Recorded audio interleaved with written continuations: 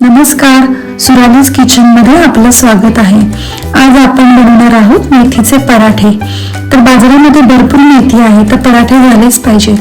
त्यासाठी मी अशी मेथी जी आहे ती निवडलेली आणि स्वच्छ धुवून अशी मेथी नितळत ठेवली आहे। संपूर्ण पाणी गेल्यानंतर आपल्याला अशी बारीक चिरून मेथी घ्यायची आहे। तर एकदम अशी बारीक चिरायची मेथी। तर अशा रीतीने आता आपण साहित्य बघूया। तर बारीक चिरलेली मेथी आहे ही एक जुडी। त्याच्यामध्ये आता आपण गव्हाचं पीठ, लसूण, हिरवी मिरची, साई घेतलेली आहे, जिरे, हळद, डाळीचं पीठ, तीळ आणि मीठ घेतलेलं आहे। तर आता लसूण, हिरवी मिरची आणि जिरे आपण मिक्सरला ठेचा हा वाटून घ्यायचा आहे। तर आपण अशा रीतीने छान असं वाटण करून घ्यायचं आहे। आता हे हिरव्या मिरचीचं वाटण, त्याच्यामध्ये आपण तीळ घालणार आहोत। डाळीचं पीठ 2 चमचे आहे। आता याच्यामध्ये आपण घालणार आहोत साई।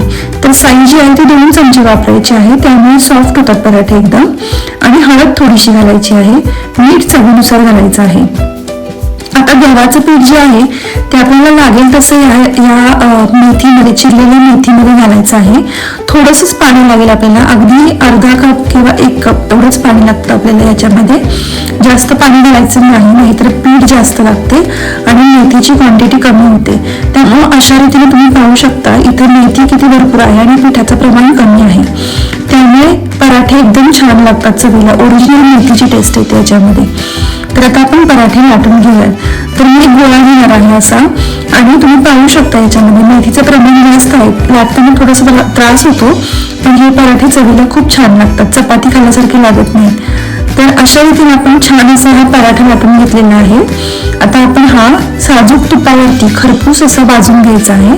तर आपला तवा तापलेला आहे, गरम करायला ठेवला होता मी।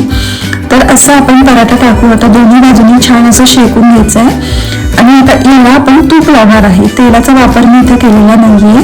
तुपामुळे खरपूस आणि असा एकदम खुसखुशीत असा पराठा होतो।